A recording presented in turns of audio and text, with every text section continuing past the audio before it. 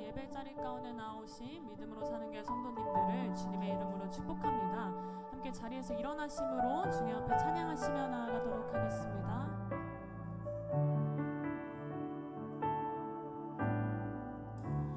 주를 위한 이곳에 예배하는 자들 중에 그가 찾는 이 없어 주님께서 슬퍼하시는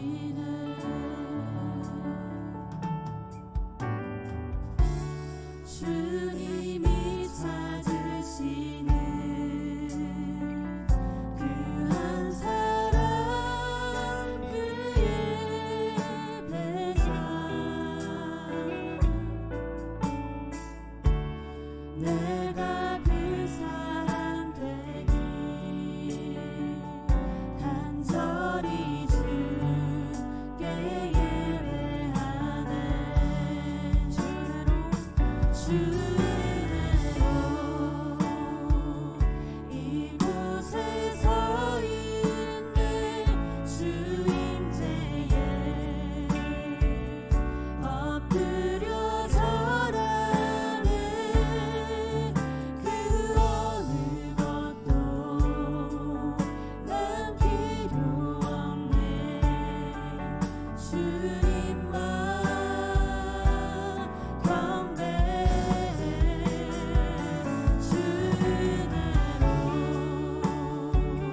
이곳에 서 있는 주임제에 엎드려 절하는 그 어느 것도 난 필요 없네 주님만 경배해 주 은혜로 이곳에 서 있는 주 이곳에 서 있는 주임제에 엎드려 절하는 그 어느 것도 난 필요 없네 주님만 경배해 주 은혜로 이곳에 서 있는 주임제에 엎드려 절하는 그 어느 것도 난 필요 없네 우리 삶을 인도하시는 그 주님의 은혜만을 목소리 높여 고백하며 나아갑니다. 주 은혜로 이곳에 서 있는 주 은혜로 이곳에 서 있는 주임제에 엎드려 절하는 그 어느 것도 난 필요 없네 주님만 경배해 주 은혜로 이곳에 서 있는 주임제에 엎드려 절하는 그 어느 것도 난 필요 없네 주님만 경배해 하나님 우리의 삶을 인도하시는 신실하신 주님 아버지를 기억하며 나아갑니다. 우리의 삶의 모든 순간이 그 주님의 은혜이오니 이 시간 온전히 그 주님만을 높이는 예배자 될 수 있도록 인도자 되어 주시옵소서. 온전히 우리의 마음을 주님께 드리며 우리의 삶의 소망이 예수 그리스도 한 분임을 고백할 수 있는 예배의 자리 되기를 간절히 소망합니다. 이 예배의 주인 되시는 그 주님만을 높여드리며 모든 말씀 우리 주 예수 그리스도 이름으로 기도드렸습니다. 아멘.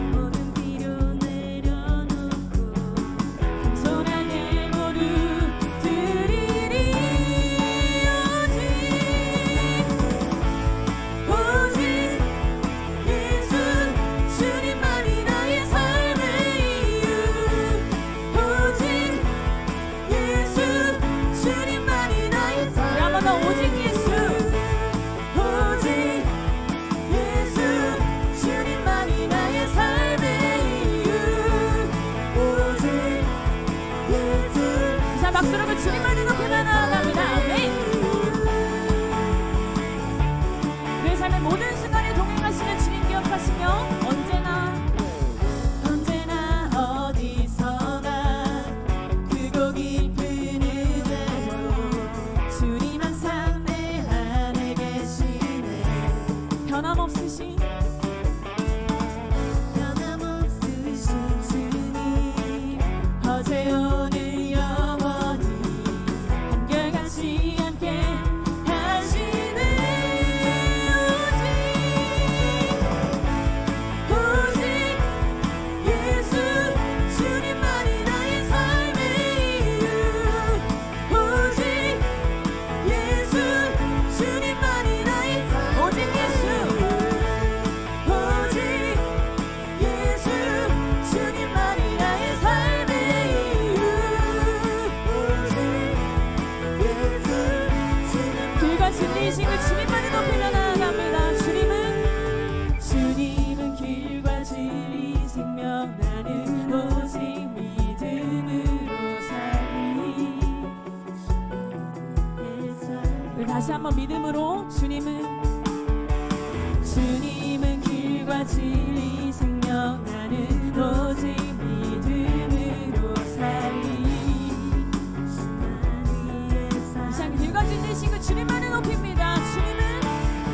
주님은 길과 진리 생명 나는 오직 믿음으로 살리 주만 위에 살리 이상 이 땅 가운데 선포하시고 주님은 길과 진리 생명 나는 오직 믿음으로 살리 주만 위에 살리 오직 예수 주님 한번 더 오직 예수 주님만이 나의 삶 오직 예수 주님만이 나의 삶의 이유 오직 다시 한번 그 주님만을 높이며 나아갑니다. 오직 예수 주님만이 마지막으로 오직 예수 주님만이 나의 삶의 이유 우리 삶의 주인 되시는 그 주님만을 높이며 나아갑니다.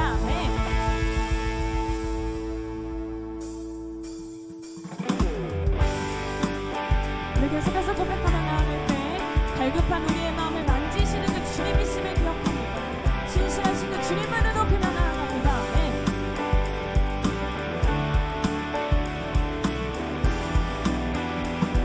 갈급한 내 맘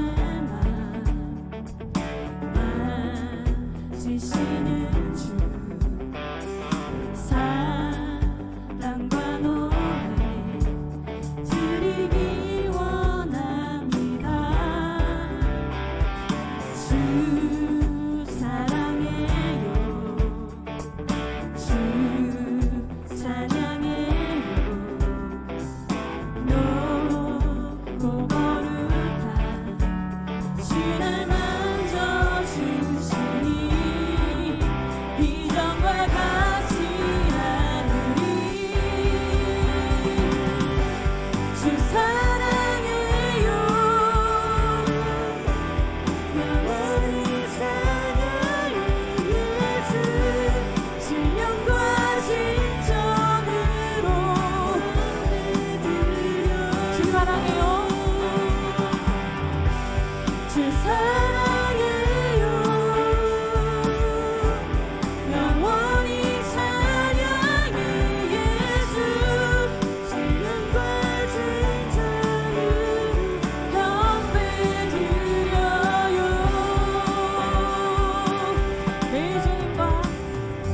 매일 주님과 함께 지내며 주의 부르심 주 마음 알기 원 우리의 삶이 주님께 속했습니다. 내 모든 오늘 주께 속했네 주의 부르심 주 마음 알기 원해 내 생명 주께 속했네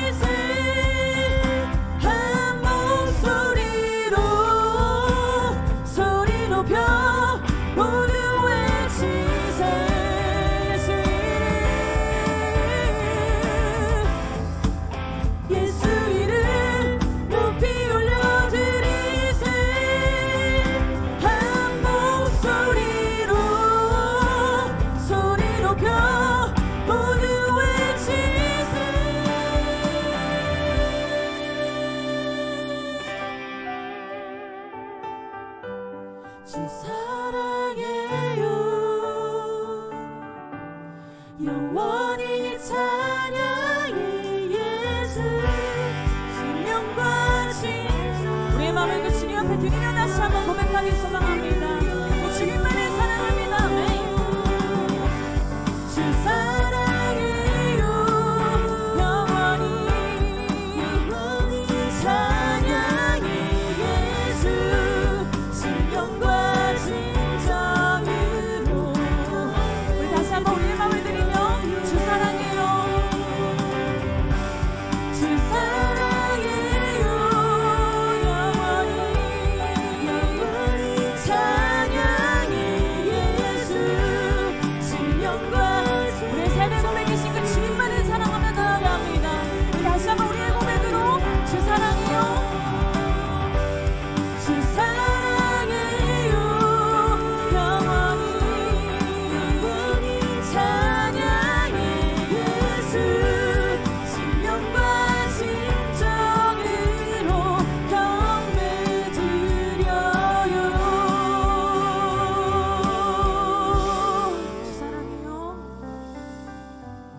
주 사랑해요 영원히 찬양해 예수 신령과 진정으로 경배드려. 다시 한번 우리의 마음을 드리며 고백합니다. 주 사랑해요 주 사랑해요 영원히 찬양해 예수 신령과 진정으로 경배드려요. 아멘. 우리 앉아서 찬양 드리도록 하겠습니다.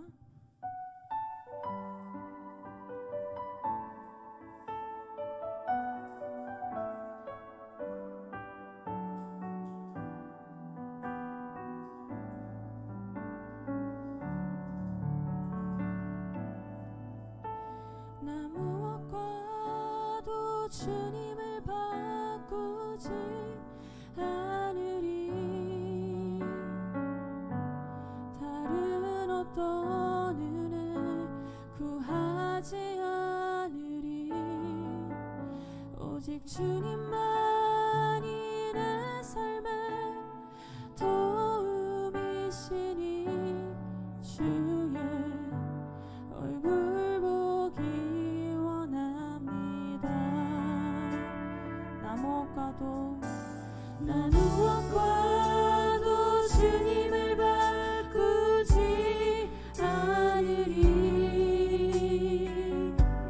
다른 어떤 은혜 구하지 않으리.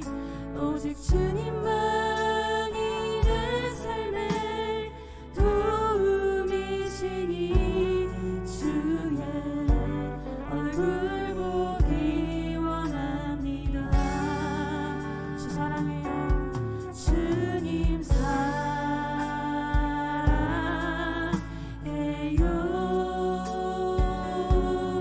온 마음과 정성 다해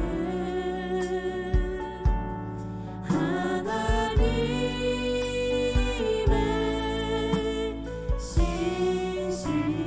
신실한 친구 되기 원합니다.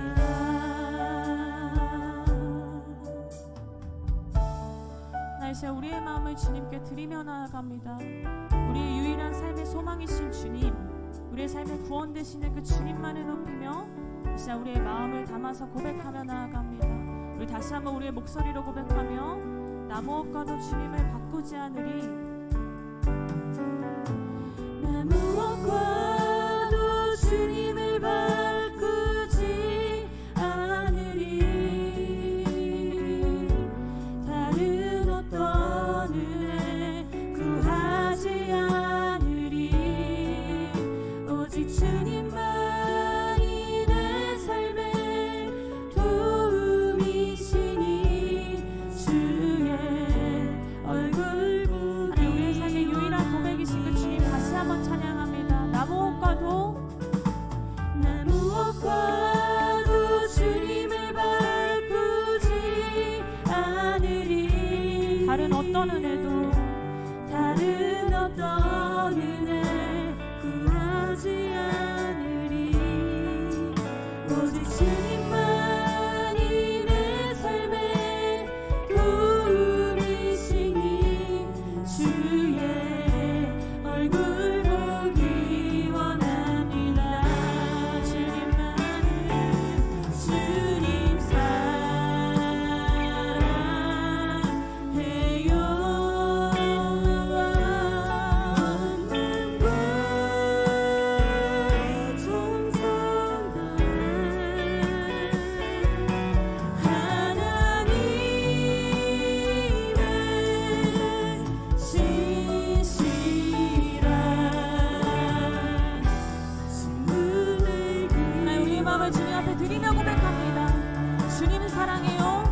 주님 사랑해요.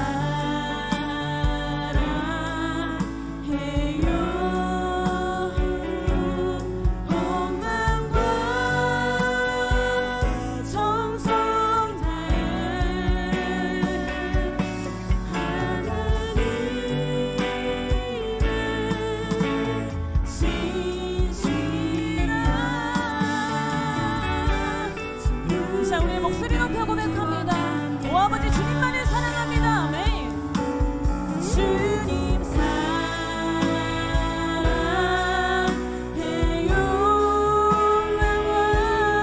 온 마음과 정성 다해 하나님의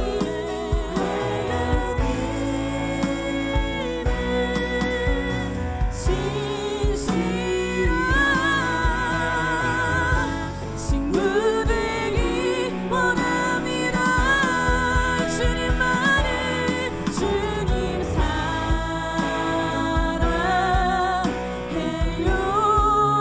마음과 정성 다해. 오 아버지 하나님은 주님만을 바라보며 나아가며 애들이 신실하신 그 주님만을 높이며 신실한 친구 되기 원합니다. 주님 사랑해요. 주님 사랑해요.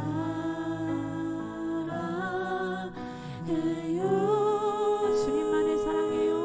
주님 사랑해요.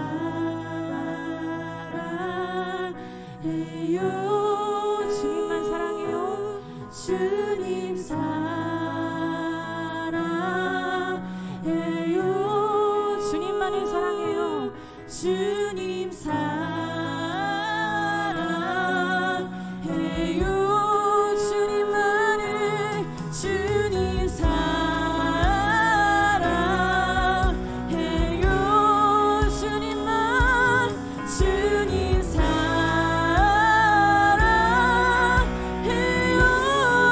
주님만을 주님 사랑해요.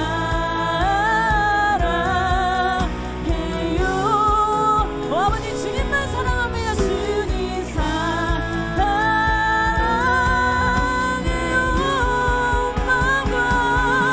온 마음과 정성 다해 나의 온 마음과 정성. 오 아버지 하나님, 온 마음과 정성을 다합니다. 온 마음과 정성 다해 온 마음과 정성 다해 하나님의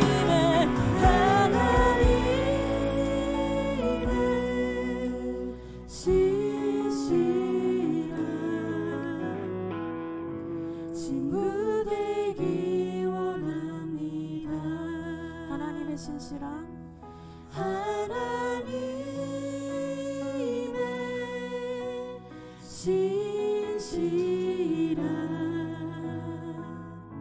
친구 되기 원합니다.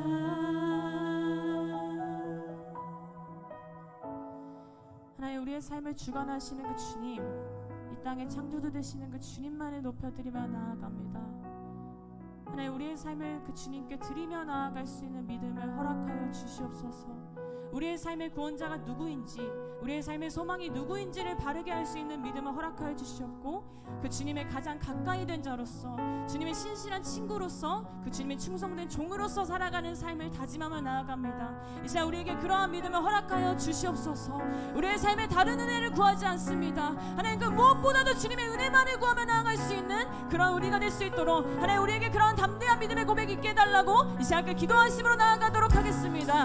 오 아버지 하나님, 우리의 삶에 오직 예수님 한 분만 있습니다. 우리의 갈급함을 만드시는 주님, 우리의 삶의 유일한 삶의 고백 되시는 그 주님만을 높이며 나아갑니다. 예수님 아버지, 우리의 유일한 고백이신 그 주님만을 높이며 나아갑니다. 오 아버지 하나님, 그 주님만을 붙들며 나아갈 수 있는 주님 되시옵소서. 예수님 아버지 하나님, 우리의 삶의 유일한 고백이 되어주시옵소서. 오 아버지 하나님, 우리의 삶의 유일한 고백이신 그 주님만을 찬양하며 나아갑니다. 하나님, 다른 어떤 은혜 아니라 온전히 그 주님만을 바라볼 수 있는 믿음의 고백이 있을 수 있도록 주님과 주옵소서. 예 주님 아버지 붙들어 주옵소서. 오 아버지 하나님 그 은혜로 허락하옵소서. 예 주님 아버지 찬양합니다. 오 아버지 하나님 그 주님 인도하옵소서. 예 주님 예 주님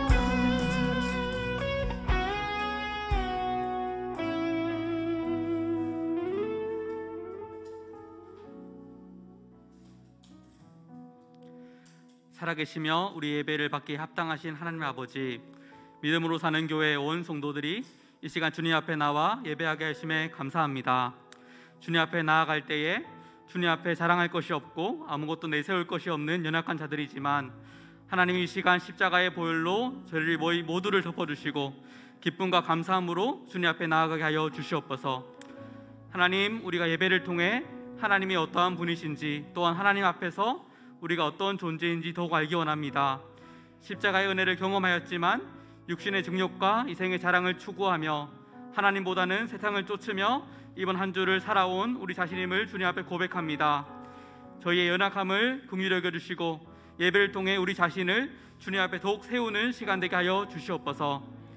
하나님, 가스펠 프로젝트를 은혜 가운데 시작하게 하여 주심에 감사드립니다. 믿음으로 사는 교회 온 성도가 창세기의 말씀 앞에 자신을 비추게 하여 주시고 하나님의 창조와 구원의 여정 가운데 하나님의 높고 위대하심을 더욱 경험하게 하여 주시옵소서. 하나님, 교회를 위해 기도합니다. 믿음으로 사는 교회가 하나님이 기뻐하시는 선교적 교회가 되게 하여 주시고 우리 교회가 다음 세대를 부르고 세우는 교회가 되게 하여 주셔서 지역사회의 은혜의 통로로 쓰임받으며 또 하나님의 뜻을 이 땅 가운데 이루어드리는 교회 되도록 우리 교회를 축복하여 주시옵소서. 하나님 아버지, 새로운 정부가 세워지고 또 6월 1일 지방선거를 앞두고 있습니다. 지방선거를 통하여서 주님 마음에 합한 지도자들이 세워지게 하여 주시고 이 나라가 주님께서 더욱 기뻐하시는 나라 되게 하여 주시옵소서. 하나님, 이 시간 김경훈 담임 목사님을 위해 기도합니다. 목사님의 사역 가운데 늘 기름 부어주시고 늘 영육간의 강건함을 더하여 주시옵소서. 이 시간 말씀을 전하실 때에 성령의 충만함을 더하여 주시고 듣는 성도들의 마음을 주관하사 말씀이 삶 가운데 열매 맺는 능력의 말씀 되게 하여 주시옵소서. 하나님, 예배를 여러 모습으로 섬기는 자들을 기억하여 주시고 교회를 섬겨 나갈 때에 먼저 은혜 받는 자 되게 하여 주시옵소서. 감사드리며 우리를 구원하신 예수 그리스도의 이름으로 기도합니다. 아멘. 할렐루야. 예배자리 가운데 나오신 믿음으로 사는 교회 성도님들을 주님의 이름으로 축복합니다. 이 시간 좌우 앞뒤 함께 바라보시면서 손을 뻗고 함께 축복했으면 좋겠는데요. 우리 함께 바라보시며 함께 찬양하도록 하겠습니다. 평화, 하나님의 평강이 평화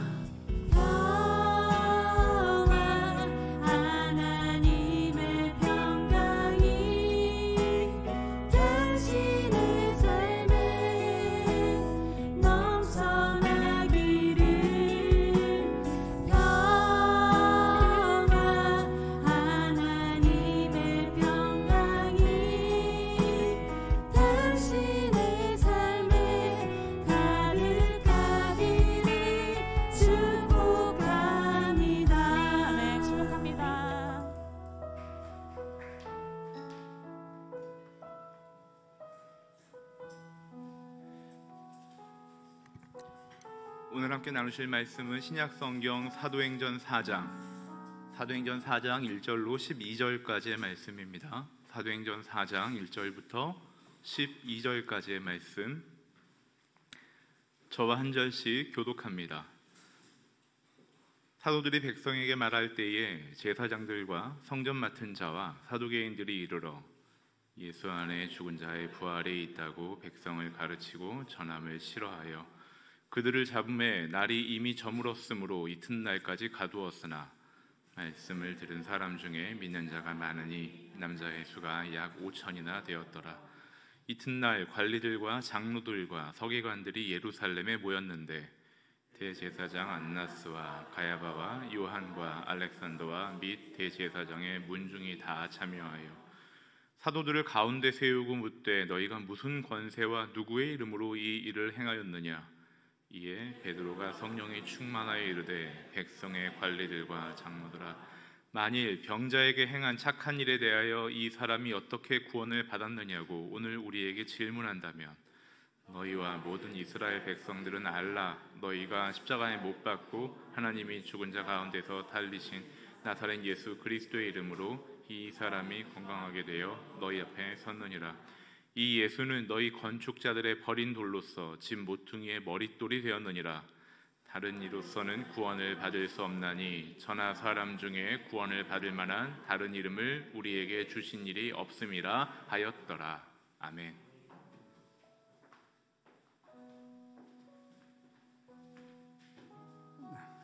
할렐루야.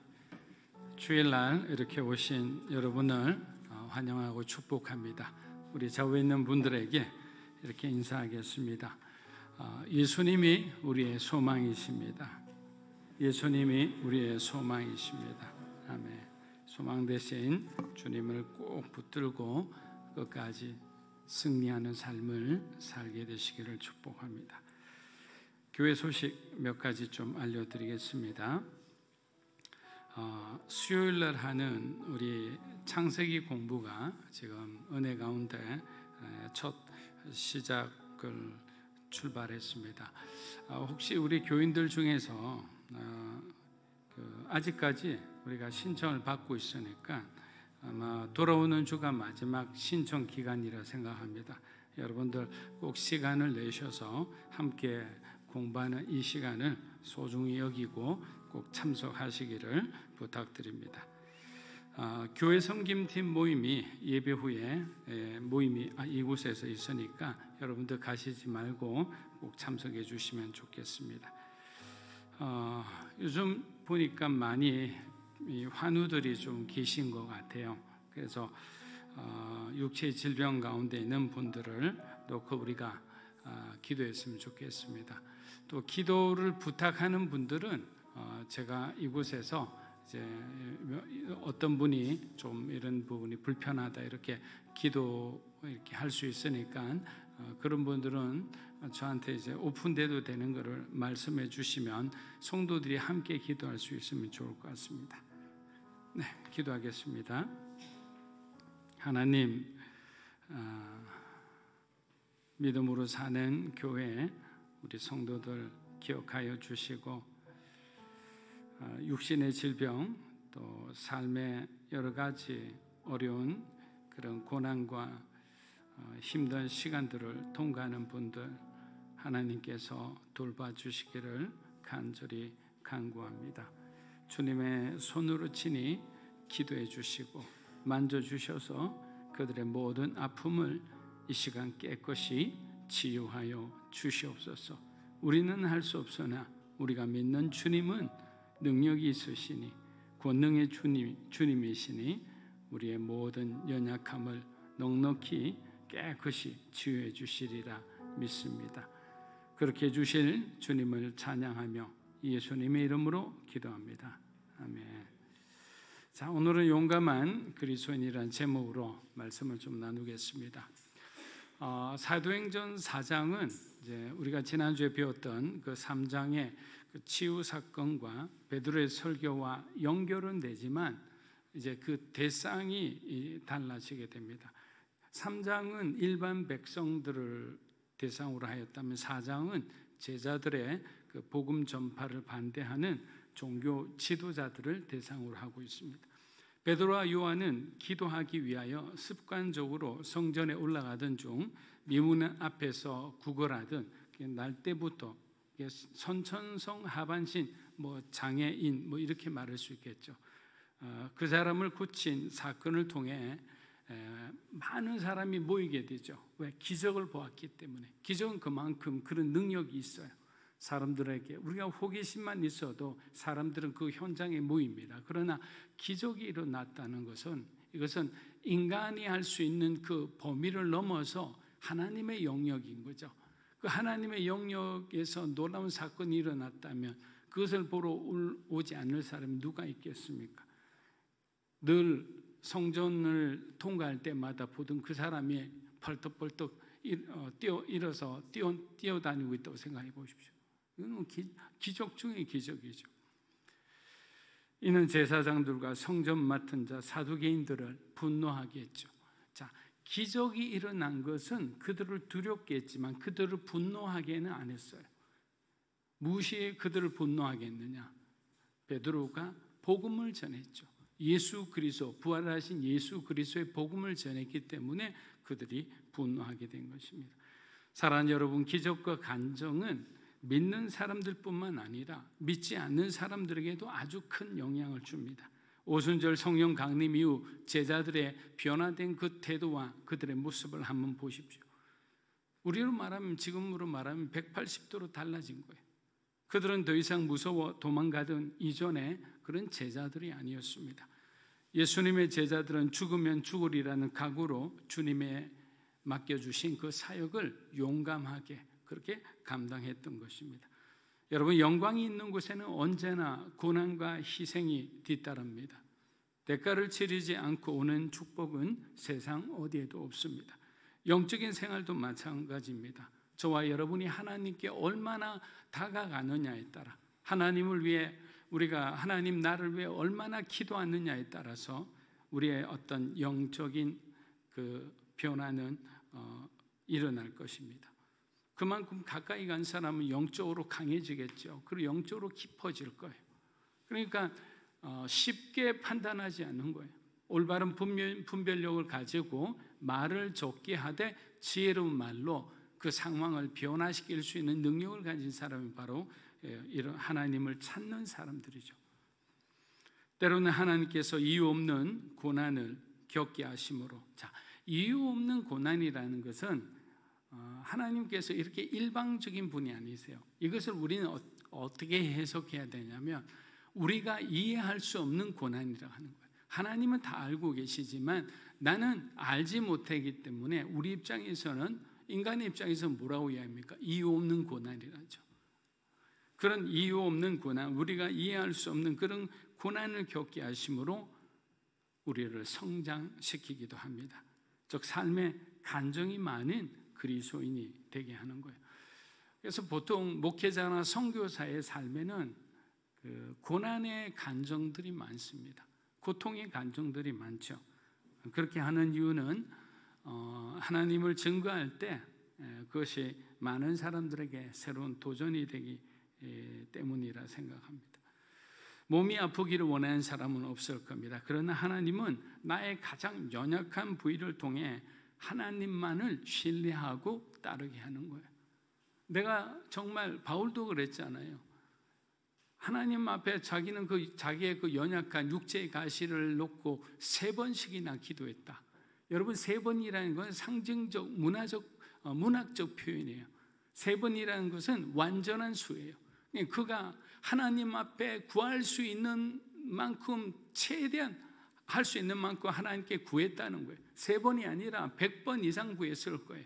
하나님, 왜 나에게 이런 연약함을 주셔서 복음을 전하는데 조금이라도 거침돌이 되는 것을 나에게 주시지 않아야 되는데 왜 나에게 이런 아픔과 이 어려움을 주셨나요? 하나님께서 말씀하셨잖아요. 내 은혜가 내게 족하다고. 바로 그 우리의 불편함이, 우리의 연약함이 우리를 지켜주는 어떤 안전판과 같은 거예요.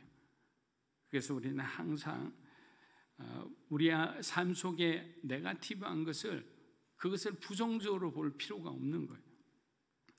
우리가 가야 할 길이 보이지 않는다면 사도 바울이 주님을 만난 후 어떻게 인도함을 받아 헌신하게 되었는지 여러분, 성경 속에서 우리가 답을 찾아보면 됩니다. 우리는 그가 다메섹 도상에서 예수님으로부터 부름받은 뒤 곧바로 쓰임받았다고 생각하는 분들이 많습니다. 그러나 그렇지 않죠. 그는 아라비아 지역에서 살면 이제는 더 이상 그를 반겨주지 않는 고향 다소에서 10년이라는 세월을 보내면서 이방인의 전도자로 하나님은 그를 철저히 준비시켰던 거예요. 거의 15년이라는 세월을 변방에서 정말 사람들이 그를 환영하지 않는 곳에서 하나님은 그를 보내서 그를 전도자로 훈련시킨 거예요. 여러분, 그 훈련이 있었기 때문에 전도여행 1차, 2차, 3차, 4차까지 그를, 예를 들면 루스라라는 지역에서는 그를 때리고 거기다 죽은 상태에서 성 밖에 그가 버려지기도 했잖아요. 고난을 받지 않았다면 그런 고난 속에서 자기가 어떻게 그런 어떤 억울함을 이기며 끝까지 사역을 완수할 수 있을까요? 반드시 하나님께서는 지금 나에게 닥치는 고난은 앞으로 하나님께서 우리를 쓰시는데 필요한 그런 정말 좋은 약이다, 이렇게 생각하면 되는 겁니다. 특수부대에 가면 전쟁 상황 같은 그 고지 탈원 훈련을 반드시 하게 되어 있습니다. 그때는 실탄을 사용합니다. 예를 들면 실탄은 딱 사람들이 이렇게 서가지고 갈 때 한 요 정도 위까지 이렇게 실탄이 이렇게 가게 돼 있어요. 안 그러면 큰 사고가 나니까. 그래서 우리 훈련 받는 사람들은 반드시 이렇게 포복하듯이 낮추어 가야 되는 거예요. 근데 어떤 일이 일어나느냐? 평소 용감하다고 생각하는 사람들이 실탄이 쏟아지는 것을 직접 경험하자 달려가지를 못하는 거예요. 기어가다시피 하는 거예요. 그러니까 자기는 용감하고 자신이 있었는데 실제 그런 어떤 어려운 상황을, 무서운 상황을 자기가 부딪히게 되자 두려워서 아무것도 못하게 되는 거예요. 여러분, 두려움을 이기지 못하는 사람은 절대로 복음의 진리를 선포할 수 없습니다. 베드로는 모인 무리들을 향해 용감히 복음을 전했습니다. 사도행전 4장 1절에서 3절 한번 읽어보겠습니다. 사도들이 백성들에게 말할 때 제자들과 성전 맡은 자와 사두개인이 이르러 예수 안에 죽은 자의 부활이 있다고 백성을 가르치고 전함을 싫어해 그들을 잡음에 날이 이미 저물었으므로 이튿날까지 가두었으나. 자, 당시 북이스라엘과 남유다가 멸망한 가장 큰 원인은 바로 영적 지도자들, 그리고 지도자들의 타락이 있습니다. 지도자들이 도덕적으로 영적으로 타락하면서 그들은 하나님께 드리는 예배와 제사를 소홀히 했어요. 그리고 성전을 통해 이문을 남기는 상업적 활동을 함으로 하나님의 성전을 강도의 소굴이 되게 했던 겁니다. 예수님이 헤롯 성전을 방문했을 때 성전 정화 사건을 여러분 기억하실 겁니다. 근데 예수님이 가셨을 땐 그곳에는 장사하는 사람, 환전상들, 또 그것을 사려는 사람들로 북적거렸습니다. 근데 중요한 것은 이 모든 것을 관리하는 사람은 누구였냐면 제사장들이었던 거예요. 제사장들이 앞장서서 이러한 모든 상황을 만들었던 거죠. 예수님을 통해 일어나는 놀라운 구원의 역사를, 지금 예수님 공생의 사역을 하면서 맹인들, 그리고 안전뱅이들, 그리고 문둥병들, 정말 많은 병자들, 하나님만이 고칠 수 있다는 그런 병들을 예수님께서 고치고 다니면서 생명의 복음을 전하고 계시는데 그게는 아무런 관심이 없어요. 오히려 예수님의 말씀에 흠을 잡으려고 그들은 몰두했던 겁니다. 여러분, 이런 사람들을 우리가 정말 하나님의 종이라고 말할 수 있겠습니까? 어떻게 하나님의 교회를 핍박하는 세력이 외부에 있는 것이 아니라 내부에 있을 수 있습니까? 교회의 성장과 축복을 방해하는 것은 외부에서 오는 고난과 핍박이 아닙니다. 외부에서 고난과 핍박이 오면 성도들이 더욱더 끈끈하게 하나가 되어서 그 어려움을 이겨내려고 하기 때문에 고난과 핍박이 있었던 교회 시대에는 교회가 더 단단해진 것을 봅니다. 오히려 내부의 비판과 분열과 거짓과 위선 때문이라고 합니다. 오늘날의 교회 성장을 방해하는 것도 교회 자체라 합니다. 여러분, 한번 정직하게 우리가 한번 돌아보면 좋을 것 같습니다. 오늘날 현대교회의 성장을 방해하는 것이 불교입니까? 가톨릭입니까? 하나님께서 교회를 통해 일하실 그 놀라운 능력을 의심하고 오히려 부정적인 말로 하나됨을 해치는 저와 여러분 때문이죠.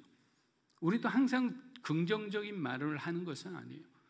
저도 운우리교회 다녔을 때 항상 담임 목사님이나 리더십을 향해서 긍정적인 마음을 가진 것은 아니었어요. 제가 하는 일에 대해서는 아주 자신감을 갖고 그렇게 추진하며 나아가던 사람이었어요. 그런데 우리는 우리 자신을 못 보기 때문에 그런 마음을 가지는 거예요. 그래서 교회가 하나 되기 위해서는 자기 자신을 볼 수 있는 사람들이 되어야 되는 거예요. 그만큼 영적으로 성숙한 사람들이 되면 영적으로 성숙한 교회가 될 수밖에 없어요. 가정도 마찬가지입니다. 아버지, 어머니는 바깥에서 생활하다 밖으로 오면 바깥에 있는 그 기준으로 자녀를 양육해요. 바깥에 있는 기준으로 자녀를 그냥 달달 볶아요. 그러니까 어떤 생각을 하냐면 자녀들은 분명히 교회 가서 선생님들이나 전도사님에게 정말 은혜로 말씀을 받아서 나도 그렇게 살아야 되겠다고 생각하는 아이들이 갑자기 부모님들이 와서 세상의 관점을 가르치니 헷갈리는 거예요. 목사도 전도사도 장로도 권사도 똑같습니다. 이 자녀 교육에 대해서는 절대로 변하지 않습니다. 사랑하는 여러분, 오순절 성령 강림 때도 아무런 말도 하지 않고 기적의 역사를 두려운 마음으로 보고만 있던 종교 지도자들이 그럼 왜 다시 등장했을까요? 왜 그 사람들이 베드로와 요한을 붙잡았을까요? 그 이유가 있지 않겠습니까? 그것은 바로 사도행전 3장 11절 때문이었습니다. 우리 사도행전 3장 11절 한번 읽어보겠습니다. 나은 사람이 베드로와 요한을 붙잡으니 모든 백성이 크게 놀라며 달려나가 솔로몬의 행각이라 불리우는 행각에 모이거늘. 자, 그 나은 사람이 베드로와 요한을 붙잡는 장면을 보고 백성들이 크게 놀라. 자, 1차적으로는 그 사람이 나와서 뛰어다니는 것을 보고 그들은 감동을 받았어요. 2차적으로는 그들이 베드로와 요한을 잡았다는 것은 그들이 그 사람이 그리스도인이 되겠다고 그가 작정한 거죠. 하나님을 더 알기를 원하는 거예요. 그런 장면을 보면서 진짜 하나님께서 이들을 치유해 주셨구나라고 생각한 겁니다. 그럼 눈치 보던 이들이 등장할 필요도 없는데 베드로가 부활하신 예수를 구주로 영접하라는 설교를 하자 무려 5,000명이나 회개를 합니다. 이 이상도서는 예전에 예수님의 어떤 그들은 트라우마가 있잖아요. 그래서 그들을 붙잡아서 지금 재판 때 다시 두게 된 겁니다. 사랑하는 여러분, 세상은 복음을 전하는 사람을 가두면 복음도 가둘 수 있다고 생각합니다. 어떻게 생각합니까, 여러분들? 복음을 가둘 수 있습니까? 빌립보서 1장 12절에서 13절입니다. 형제들아, 내가 다한 일이 도리어 복음 전파에 진전이 된 줄을 너희가 알기를 원하노라. 이러므로 나의 매임이 그리스도 안에서 모든 12대 안과 밖에 모든 사람에게 나타났으니. 자, 바울은 자신이 감옥에 갇힘으로 그 갇힌 상태를 부정적으로 보지 않았습니다. 오히려 자신이 감옥에 갇힘으로 또 미지근했던 로마 교회가 불이 나서 그들이 바울을 살리기 위해서 다시 한번 그들 교회가 영적으로 부흥하기 시작했던 거예요. 대다수의 형제들이 용기를 갖고 두려움 없이 더욱 담대하게 복음을 전하기 시작했습니다. 바울은 갇혔으나 바울이 전하고자 하는 복음은 오히려 더 왕성하게 주변으로 전파되기 시작했습니다. 여러분, 이처럼 하나님의 복음은 결코 가둘 수가 없는 거예요. 이 사람들은 베드로하고 요한만 잡아놓으면 예수님의 그 복음이 전해지지 않을 것으로 생각했지만 그것은 착각이죠. 사도행전 4장 5절에서 7절입니다. 이튿날 관리들과 장로들과 서기관들이 예루살렘에 모였는데 대제사장 안나스와 가야바와 요한과 대제사장 문중이 다 참여하여 사도들을 가운데에 세우고 묻되 너희가 무슨 권세와 누구의 이름으로 이 일을 행하였느냐. 자, 여기서 우리는 재미있는 두 가지 사실을 발견하게 됩니다. 첫째는 예수님의 처형에 가담했던 사람들이 모두 한자리에 다시 모였다는 거예요. 단 한 사람도 빠지지 않고. 그런데 그들이 왜 모였을까요? 진리를 수호하기 모였을까요? 아니죠. 그들은 진리를 또다시 죽이기 위해, 학살하기 위해 모인 거예요. 당시 대제사장이었던 가야바와 그의 장인 안나스는 두 사람 다 사두개인이었어요. 여러분, 당시에 바리새인은 주로 제사장들이 많았어요. 그러나 대제사장의 역할은 주로 사두개인들이 많았어요. 산헤드린 공회의 절대 다수를 차지하는 것은 바리새인이 아니라 사두개인들이었어요. 그런데 이 사두개인들은 부활을 부정하는 그런 종파였잖아요. 그러니까 예수님의 부활을 전한다는 것은 이 사두개인들의 입장에서는 그들이 말하는 것을 인정하지도 않고 받아들이지도 못하는 거였어요. 그런 어떤 상황 가운데서 그들이 불려간 겁니다. 자, 둘째는 그들이 모여서 사도들에게 뭐라고 질문하느냐면 무슨 권세와 누구의 이름으로 이런 일을 하느냐라고 질문합니다. 베드로와 요한을 한가운데 세워놓고 빙 둘러 치조를 한다고 한번 생각해 보십시오. 만약에 저와 여러분이 이렇게 대화를 한다면 그래도 이렇게 그렇게 압박은 느끼지 않을 거예요. 그런데 여러분들이 저를 중심으로 빙 둘러서 그리고 막 질문을 하기 시작한다고 생각해 보세요. 뒤를 볼 수가 없잖아요. 그리고 뭔가 이렇게 자기를 둘러싸이는 그 분위기 자체만 해도 굉장히 압도당할 수밖에 없는 그런 분위기입니다. 그런데 여기서 권세란 말에 우리가 잘 주목해 봤으면 좋겠습니다. 여러분, 권세는 두 가지가 있어요. 하늘의 권세가 있고 땅의 권세가 있습니다. 요한복음 1장 12절 읽어보겠습니다. 영접하는 자, 곧 그 이름을 믿는 자들에게는 하나님의 자녀가 되는 권세를 주셨으니. 자, 모든 그리스도인들은 하나님의 자녀가 되는 권세를 받았어요. 여러분, 하나님의 자녀가 되는 권세를 받으셨습니까? 아멘이죠. 그러니까 우리는 하나님의 자녀가 되는 권세를 가지고 있는 사람이에요. 그렇기 때문에 여러분에게 어떤 영적 문제가 일어난다면 우리는 예수 그리스도의 이름으로 그 문제를 향해, 그 대적의 어떤 상대를 향해 우리는 예수 이름으로 영적으로 공격할 수가 있는 거죠. 그런데 우리는 하나님의 권세를 가진 자라고 우리 스스로는 생각하고 있지 않다는 것이 문제인 거죠. 그래서 복음을 모르고 예수 믿지 않고 세상에서 방황하는 사람들은 이런 말씀이 들리지가 않아요.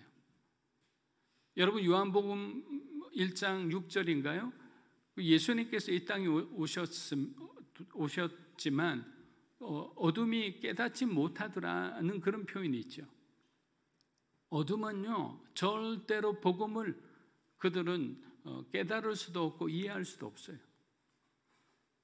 그러니까 중요한 것은 우리가 어떤 권세를 가진 자인가, 하나님하고 어떤 관계에 있는가를 반드시 알 필요가 있습니다. 무기를 잔뜩 가지고 있어도 알지를 못하니까 무기고에서 무기를 끄집어낼 수가 없으니까 맨날 이기다가 지거나 이런 어떤 악순환을 반복하는 겁니다. 사랑하는 여러분, 하나님의 일을 할 때 어려움과 방해가 없다면 그것은 하나님의 일이 아닐 가능성이 많습니다. 그래서 그리스도인들은 시작부터 완성되기까지 계속 하나님께 기도하기를 멈추어서는 안 되는 거예요. 여러분, 하나님의 일이라면 반드시 사단의 공격과 방해가 있는 거예요. 하나님의 일이 이루어지는 것을 그냥 사단이 어이구 잘한다 박수치며 기다리는 거 보셨어요? 그렇지 않잖아요. 어려움이 있다는 것은 실망하지 말고 이것이 하나님의 일이구나. 아이고 감사합니다. 내가 그것을 잘 몰랐는데, 그러면서 더 뚝심으로, 믿음으로, 용감함으로 그렇게 나아가면 되는 거예요. 사도행전 4장 8절에서 10절입니다. 이에 베드로가 성령이 충만하여 이르되 백성의 관리들과 장로들아, 만일 병자에게 행한 착한 일에 대하여 이 사람이 어떻게 구원을 받았느냐 우리에게 질문한다며 너희와 모든 이스라엘 백성들은 알라. 너희가 십자가에 못 박고 하나님이 죽은 자 가운데서 살리신 나사렛 예수 그리스도의 이름으로 이 사람이 건강하게 되어 너희 앞에. 여러분, 사랑하는 여러분, 용기에는 두 종류가 있습니다. 직면한 위험에 대해 아무것도 모르는 그 무모한 용기죠. 그건 잘못된 겁니다. 하지만 우리의 어떤 위험을 알고 두려움에 맞서는 것이 바로 용기이죠. 베드로의 용기는 예수님처럼 십자가에 죽을 수도 있는 그런 아주 어려운 상황에서도 흔들리지 않고 성령 충만함으로 그는 자기에게 주어진 그 역할을 최선을 다해 하였습니다. 의협심이 높은 사람들일수록 우리가 실수하기 쉬워요. 선과 악의 논리에 취해 있다 보면 처음부터 어떤 설정을 악하다고 선하다고 우리가 정하고 그렇게 들어갈 때가 있어요. 그래서 그냥 적대적으로 사람에게 대하니까 그 사람도 우리를 향해 굉장히 나쁜 마음을 갖고 있으니까 결국 어떻게 됩니까? 싸울 수밖에 없죠. 그런데 내가 불리한 상태면 내가 처절하게 피할 수밖에 없습니다. 그래서 베드로는 이 사람들에서 어떻게 대하는지를 여러분 한번 보세요. 베드로는 그의 대적자들에 대해서 존중하며 말합니다. 그러니까 그들에 대해서 나에 대한 적개심을 이렇게 완충시키는 역할을 하는 거예요. 뭐라고 합니까? 베드로가 백성의 관원과 장로들아라고 불렀잖아요. 야, 이 못된 놈들아, 이렇게 하지 않았잖아요. 자, 백성의 관원과 장로들아 부른 것은 너희는 하나님께 세움받은 사람들이다, 이 말이에요. 그러니까 이 사람들의 어떤 기분을 확 올려주는 거예요. 이놈이 왜 이러냐? 이런 생각할 정도로 기분이 좋게 하는 거죠. 왜? 그 사람들은 자신이 하나님으로부터 선택받았다는 이 선민의식이 너무너무 강한 사람이에요. 그 사람들이 가장 듣기 좋아하는 그 말을 하자 이 대제사장들, 이 종교 성전 관리들, 이 모든 사람들이 기분이 좋아진 거죠. 그들의 마음에 적개심을 누그러뜨리는 아주 지혜로운 방법입니다. 자, 경계심이 풀어진 사내들인 공회원에게 베드로가 또 한 번 지혜로운 말로 그들을 괴롭게 합니다. 이번엔 괴롭게 합니다. 어떻게 했기에 그들을 괴롭게 했을까요? 베드로는 이렇게 말합니다. 그 사람의 치유는 내가 한 것이 아니라 너희가 십자가에 못 박아 죽인 예수를 하나님이 다시 살리셨는데 그분의 이름으로 이 병자가 치유되었다라는 거예요. 여러분 한번 들어보세요. 비슷한 말이라 무슨 말인지 잘 모르시겠죠. 자, 예수님을 너희들이 못 박아 죽인 예수님, 이러면 그들이 못 박아 죽었다는 것을 베드로가 은근히 정죄하잖아요. 그런데 이 병자가 치유된 것은 내가 이 사람의 이름으로 치유한 것이 아니라 그 부분을 베드로는 뺐어요. 예수 그리스도의 이름이 이 사람을 치유했다라고 한 거예요. 그들은 정죄하고 그들의 잘못을 드러냈으나 자기가 그곳에 관여됐다는 것은 이렇게 표현하지 않는 거예요. 만약에 했다면 그는 예수님을 드러내는 동시에 자기에게 맡겨진 사도로서의 직책은 하나도 못하고 그냥 죽게 되잖아요. 그들이 가만둘까요? 그래서 여러분 너무 말을 할 때 직접적으로 너무 이렇게 다 드러내서 말하는 것도 정직한 것이 아니라 지혜롭지 못한 겁니다. 베드로 자신이 한 것이 아니라 부활하신 예수께서 치유해 주셨다고 말함으로 자신은 무죄함을 받고 그들의 양심은 찔리도록 한 것입니다. 과거 예수님을 3번씩이나 부인했던 겁많은 베드로였습니다. 그 베드로가 지금 산헤드린 공회원들을 어떻게 보면 가지고 놀고 있는 것이죠. 사랑하는 여러분, 세상의 지혜는 성령의 지혜와 능력 앞에 꼼짝도 못합니다. 비교할 대상이 아니죠. 비록 배움이 짧은 어부 베드로였지만 성령의 지혜로 충만한 베드로의 용기와 믿음을 그들은 이길 수 없었습니다. 사랑하는 여러분, 우리들에게도 이런 용감함이 있기를 주의 이름으로 축복합니다. 우리는 세상 속에서 예수님에 대해 말하기를 쑥스러워해요. 이것은 사실 사실이에요. 여러분 안에도 그런 마음이 있을 거예요. 많은 어떤 단체 회식을 하거나 아니면 뭐 여러분의 리더십이 여러분에게 늘 불러서 특별히 여러분을 이렇게 세워주려고 하는데 여러분의 신앙이 걸림돌이 될 때가 있어요. 그러면 여러분은 무엇을 선택하겠어요? 하나님 내 마음 아시죠? 하고 그냥 세상과 타협하겠습니까? 우리가 쑥스러워해서는 안 되는 거예요. 쑥스러워한 순간에 그리스도인으로서의 능력은 사라지는 거예요. 하나님은 분명하게 아세요. 하나님을 선택하는 사람과 세상을 선택하는 사람은 다르게 대하신다는 거예요. 끝까지 하나님 의지하고 고난을 통과하고 여러 가지 힘든 어떤 인생을 살면서도 하나님을 포기하지 않고 그 주님의 그 진리를 붙들고 살아가는 사람, 선한 삶을 살기를 원하는 사람은 하나님은 그들을 책임져 주시는 거예요. 그러나 기회주의자들이 있어요. 그런 사람들은 하나님께서 탈탈 터지죠. 사랑하니까 고쳐서야 되니까. 그러니까 여러 가지 작업을 많이 하시는 거예요. 사랑하는 여러분, 우리가 신앙 좋은 사람을 믿었는데 세상 권세 앞에 너무도 연약하고 비겁한 사람이 되는 것을 볼 때 우리는 굉장히 우리 자신이 참 이렇게 낭망될 때가 있습니다. 믿음으로 사는 교회가 복음을 전하기 위해서는 오늘 베드로와 같은 그런 용기가 필요합니다. 우리가 전도 스쿨을 통해서 전도팀들이 있잖아요. 그리고 전도 스쿨은 우리 교인 모두가 필수로 다 배웠으면 좋겠어요. 언제든지 우리가 복음을 전할 수 있는 준비가 되어 있어야 되잖아요. 알아야 복음을 전하죠. 몇 가지 안 되는 그 단어 가지고 기도하고 나가면 백전백패입니다. 그러나 충분히 훈련받고 또 충분히 그런 상황을 예상하고 난 뒤에 가면 우리는 이길 수 있는 거예요. 이길 수 있는 길이 있는데 그 나의 영적 게으름 때문에 하나님의 이름이 수치를 당하게 했어야 되겠습니까? 그래서는 안 되는 거죠. 사람을 두려워하지 않고 악한 영을 성령의 능력으로 제압할 수 있다는 그 믿음을 가지고 나아가면 승리할 수 있는 거예요. 제가 늘 말씀드리잖아요. 이제 마지막 시대의 전도는 능력 전도라고, 파워 크리스찬들이 나아가서 한 번에 영적으로 제압을 해야 되는 거예요. 이거는 뭐 은사주 이런 게 아니에요. 우리는 하나님의 권세를 가지고 있는 사람들이기 때문에 우리가 기도하고 정말 그 영혼에 대한 간절한 마음을 가지고 나아가면 그 사람의 어떤 영혼의 아픔이 보이게 되는 거예요. 그 보이게 되는 그 아픔을 가지고 우리는 먼저 얘기할 수 있는 거죠. 형제님, 뭐 저저저 이렇게 우리가 그 아픔을 딱 말하고 나면 그 사람은 그 능력에 압도돼서 한 번에 그냥 그 모든 어떤 전도의 어떤 구원의 과정을 다 따라올 수밖에 없어요. 저도 그런 걸 다 경험을 했기 때문에 자신 있게 말씀드리는 거예요.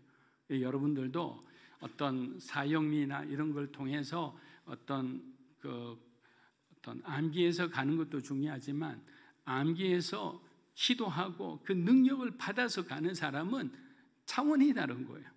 그래서 주의 능력으로 충만해서 하나님께서 기뻐하시는 그런 많은 사람들을 구원하는 통로가 되기를 주의 이름으로 축복합니다. 사도행전 4장 12절 이제 말씀을 마무리합니다. 읽어보겠습니다. 다른 이로서는 구원을 받을 수 없나니 천하 사람 중에 아멘. 자, 지금 시대는 종교다원주의 시대죠. 그래서 이 시대를 살아가는 우리들에게 아주 중요한 의미를 던져주는 말씀입니다. 세상은 기독교를 향하여 뭐라고 합니까? 편협하다, 배타적이다, 교만하다고 손가락질합니다. 왜 그렇습니까? 우리는 오직 예수이기 때문에, 오직 예수 그리스도를 통해서만 구원이 있다고 우리가 주장하기 때문에. 근데 세상 사람들은 뭐냐면, 야, 산이 있으면, 그 정상이 있으면 일로도 올라가고 절로도 올라가고 이쪽으로도 올라갈 수 있는 거 아니냐. 이 진리를 향해 가는 길은 여러 루트가 있다, 이렇게 말하는 거예요. 그게 이제 범신론이죠. 그게 종교다원주의죠. 그렇지 않죠. 그럼 우리가 예수님이 말씀하신 걸 한번 볼까요? 요한복음 14장 6절입니다. 예수께서 이르시되 내가 곧 길이요 진리요 생명이니 나로 말미암지 않고는 아버지께로 올 자가 없느니라. 여러분, 예수님이 이렇게 말씀하셨잖아요. 나로 말미암지 않고는 아버지 하나님께로 올 자가 없느니라. 아버지께 간다는 것은 우리가 구원받는다는 거예요. 이제 여기서 죽어가는 생명을 끝내고 영원한 생명으로 우리가 살아갈 수 있게 된다는 거예요. 그런데 그 길은 나로 말미암지 않고는 불가능하다는 거예요. 부처를 통해서 뭐 알라를 통해서 다 불가능한 거예요. 사랑하는 여러분, 우리가 성령으로 충만하면 상대가 누구이든지 담대하게 진리의 복음을 전할 수 있습니다. 복음은 우리가 막 설명하는 것이 아니에요. 복음은 선포하는 겁니다.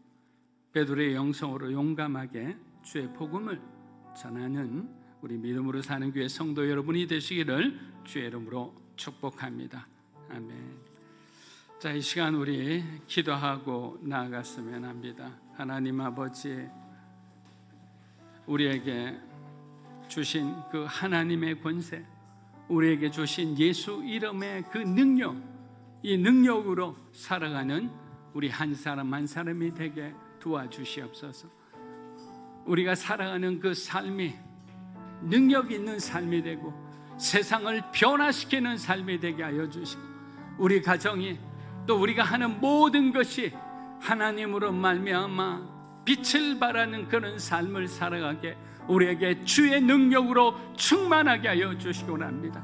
이 그동안 우리가 죄 가운데 하나님 정말 오염된 것들이 있다면 하나님 이 시간 주님의 보혈로 우리의 모든 영육간에 깨끗하게 우리를 씻어주시고 하나님을 위해서 열심히 올곧게 한 길 가도록 우리 모든 성도들의 삶을 지켜주시옵소서. 우리 함께 기도하며 나갑니다.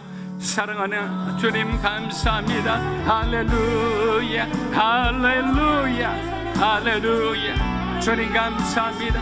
믿음으로 사는 교회 성도 한 분 한 분의 삶을 축복하며 주의 능력에 충만한 삶이 되길.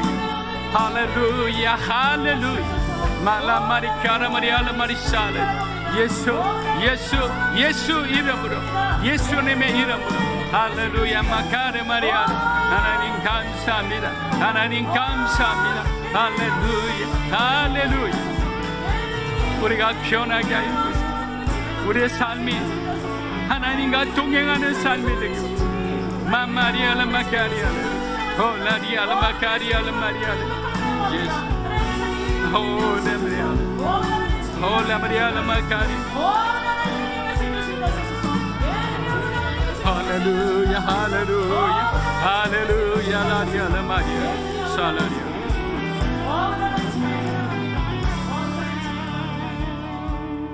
하나님 아버지, 사랑하는 믿음으로 사는 교회 성도 한 분 한 분을 기억하여 주시고 우리가 함께 모여 예수 그리스도 주님의 그 복음을 위해 살아가는 믿음으로 사는 교회가 되게 하여 주시고 우리 성도들도 하나님의 뜻에 따라 살아가게 해주시고 이들의 건강과 또 이들의 사업과 이들의 직장 가운데 하나님 복의 복을 더하여 주시옵소서.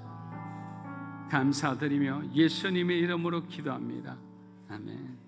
자, 우리 자리에 일어나셔서 봉헌하겠습니다.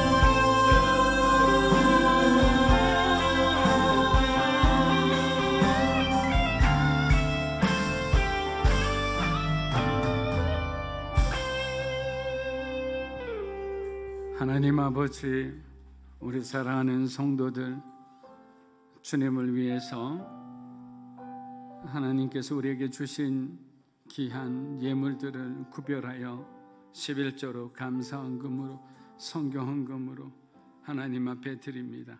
주님, 이 귀한 예물을 주님 나라 확장하는 데 귀하게 사용되게 하여 주시고 30배, 60배, 100배 주님께서 그들의 형편에 맞는 복에 복을 다하여 주시옵소서.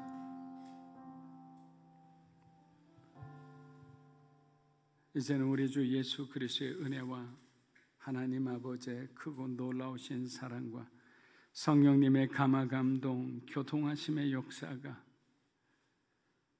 하나님의 권세를 입은 자녀로서 후회 없는 복음의 삶을 살기를 원하는 사랑하는 믿음으로 사는 교회 성도 한 분 한 분의 삶과 가정과 자녀들 위해, 영상으로 예배드리는 주님의 귀한 동역자들 위해, 이 나라의 민족과 한국 교회와 우리 선교사님들 위해 이제로부터 영원토록 함께 하시기를 간절히 축원하옵나이다. 아멘.